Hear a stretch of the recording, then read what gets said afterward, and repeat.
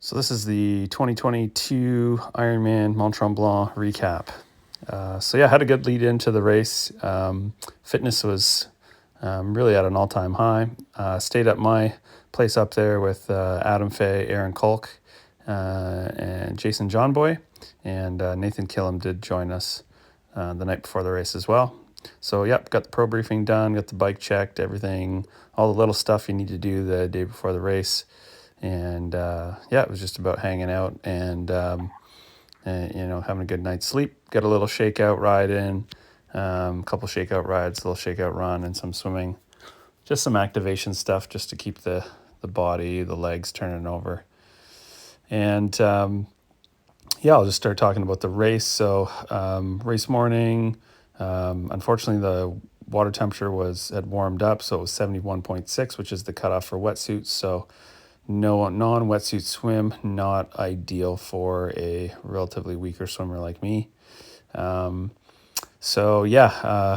couple hundred meters was sort of right there, had the feet on the main pack right there, and I don't know whether it was I went too hard or I just kind of died or whatnot, but felt like my legs were just like lead weight, like somebody had thrown an anchor on me and I was going backwards. So dropped out of the main pack, which not 100% surprising with a non-wetsuit swim. I think with a wetsuit swim I could have been there. But those guys ended up swimming 51, which is just too rich for me right now. I'm more of like a 55-minute swimmer, even probably with a wetsuit, 54, 55. So it would have been interesting to see with a wetsuit if it hadn't been any different.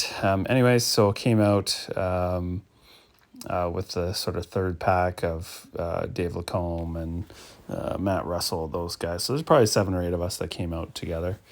Onto the bike, a couple guys were flying right off the bat up the road.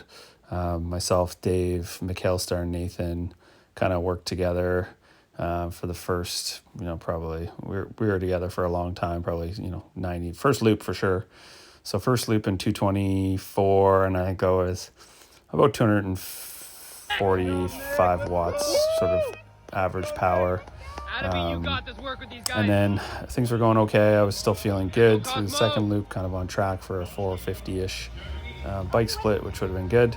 And then at 140K, my legs literally just started cramping, like the insides of my legs, my VMO and sort of hamstrings started cramping.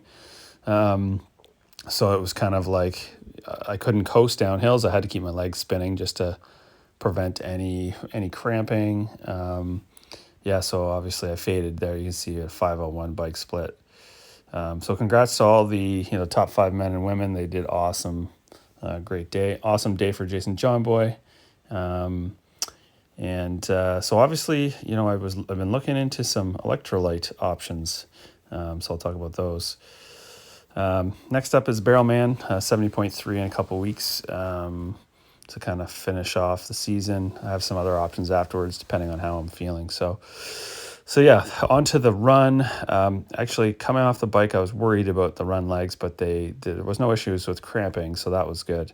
I felt okay through halfway. I was 135, so on track for about 310, 315, which was kind of target time for me. And then at 25 kilometers, I just got like bad nausea. Didn't want to eat anything, didn't want to drink anything, which obviously is not good because you still have a long way to go.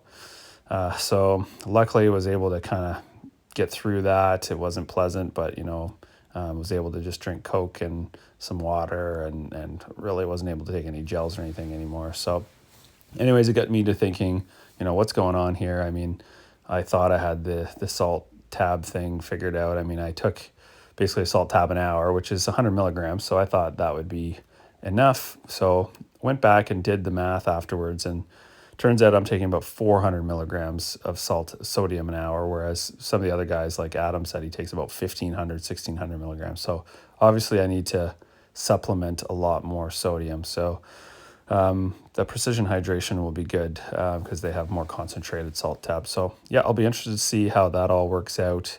We'll have to experiment, make sure my stomach can handle it first before we try another Ironman. So up next is Barrelman. Looking forward to that. That's always a great race. super fast, super tough runs. So thanks everyone for following, and we'll chat soon.